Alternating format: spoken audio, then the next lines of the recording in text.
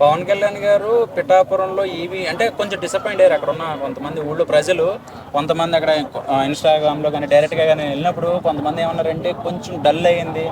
పవన్ కళ్యాణ్ గారు వచ్చాక కొంచెం ఎందుకో మిస్ అవుతున్నాము, ఓట్లు వేసేసాము గెలిపించామన్న ఒక చిన్న వాళ్ళకి వెలితి అయితే ఉంది. సో ఈ సభతోటి వాళ్ళకి కొంచెం హ్యాపీ అనుకుంటున్నాడు. అంటే అధికారంలోకి వచ్చాక మొట్టమొదటిసారి హోలీ అని చెప్తున్నారన్న. అంటే మరి హ్యాపీ కదా. ఇప్పుడు చాలా రోజుల తర్వాత ఆయన ఈ మధ్యకాలంలో చూస్తున్నాం కదా, మాలలు వేసుకోవడం ఇవే సరిపోతున్నాయి, అసలు బయటికి ఎక్కడికి వెళ్ళడానికి కూడా లేదు, ఆయన సినిమాలు ఆగిపోయినాయి. సో ఇలాంటి టైంలో ఈ సభ అనేది ముఖ్యం. సో ఇప్పుడు ఏం ప్రసంగిస్తారో అనేది మనం చూడాలి. ఆయనకు అత్యంత మెజారిటీ ఇచ్చిన పిఠాపురంలో జరుగుతున్నారు కదా, సో ఈ సభ సందర్భంగా వాళ్ళకి ఏమైనా హామీ ఇచ్చే అవకాశం ఉందంటారా పిఠాపురం? హామీ ఇవ్వడం అంటే అది మనం ఏమి ఊహించుకుని చెప్పలేము. మరి పొద్దున్న సభ చూస్తే మనం తర్వాత విషయాలన్నీ మాట్లాడడానికి ఉంటుంది. అసలు ఇచ్చిన హామీలు ఏంటి, దానివల్ల ఉపయోగాలు ఏంటి, పిఠాపురం ఎంతవరకు బజ్ క్రియేట్ చేసుకుంది అనేది మనకి అర్థమవుతుంది.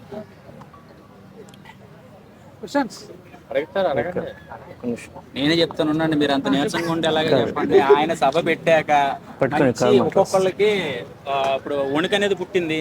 సో వాళ్ళ మాటల్లో కాకుండా చేతల్లో చూపిస్తున్నారు. ప్రతి అరెస్ట్ కూడాను పోసాని కృష్ణమురళి దగ్గర నుంచి అంతకుముందు బోరిగడ్డ, తర్వాత వంశీ గారు, వీళ్ళందరూ కొంత గారు ఎందుకులే కానీ కొంతమంది వ్యక్తులు వాళ్ళు చేసిన అప్పుడు వాళ్ళ వ్యాఖ్యలు అందరూ మీరందరూ విన్నారు. రక్తం మరిగిపోతూ ఉంటుంది.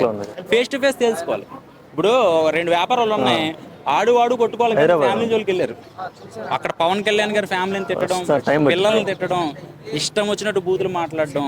దీనికి పవన్ కళ్యాణ్ గారు ఆయన ఏమన్నారంటే, నేను అధికారంలోకి వచ్చాక అసలు ఎలా అంటే అలా చేస్తానన్నారు. నిజంగా అది ఆయన చేస్తున్నారో లేదంటే అట్లా చట్టం అలా పని తను చేసుకుంటూ పోతుంటారు కదా. సో ఈ కేసులు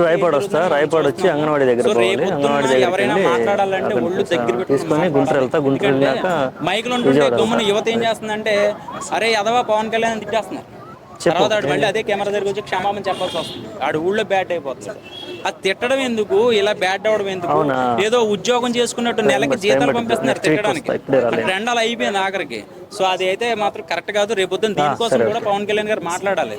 ఎందుకంటే యువత అక్కడున్న అంటే ఆంధ్రాలో చాలా మట్టుకు ఏమవుతుందంటే ఒక యూత్ లీడర్ని చూసి రెచ్చిపోతున్నారు.